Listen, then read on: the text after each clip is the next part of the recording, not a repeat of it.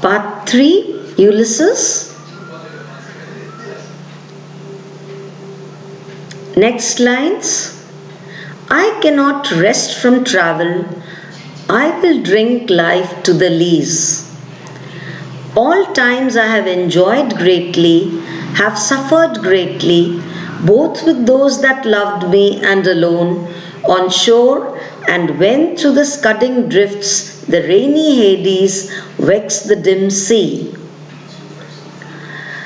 The poet says that he cannot rest from travel, meaning he wants to travel more and more.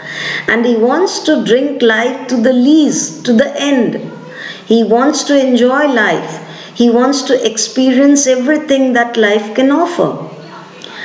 He then goes on to say that he has enjoyed all the times and has suffered too, both with those that loved me and when alone, both when he was with his fellow sailors and when he was alone, on shore and when on the sea. Instead of saying on shore and on sea, you see how lyrical Tennyson can be. And when through the scudding drifts the rainy Hades vexed the dim sea. He says that when the stars symbolizing rain, they poured rain on the dim sea. That is, during the times when he was on land and the times when he was on sea was equally enjoyable time for him. I am become a name for always roaming with a hungry heart.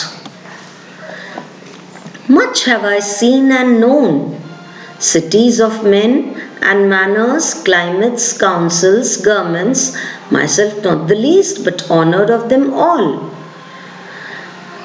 And drunk the delight of battle with my peers, far on the ringing plains of windy Troy.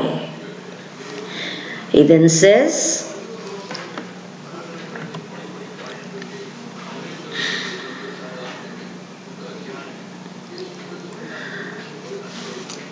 he has become a name, he has become famous for always roaming with a hungry heart. That is, he has always been roaming, being curious, being inquisitive. He has seen much and known much. That means he has experienced a lot. Cities of men and manners, climates, councils, governments.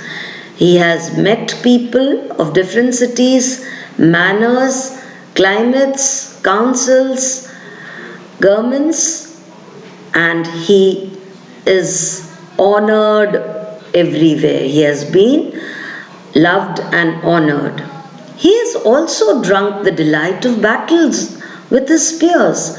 He has also been a part of a side in the battles. Particularly, he mentions the far ringing plains of the windy Troy. That means he was a part of the Trojan War. And he says that I am a part of all that I have met.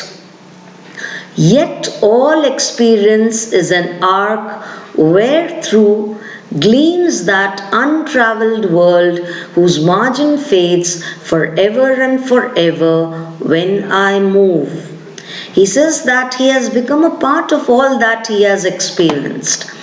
Yet all experience seems to him that arc is the tunnel, where through gleams that untravelled world whose margin fades forever and forever when I move. You cannot see across the tunnel until you go into it. You go into it and you find that you can't find that light, you can't find that end of the tunnel. But as you move on and on, you will find light coming in. So he has to make that long move.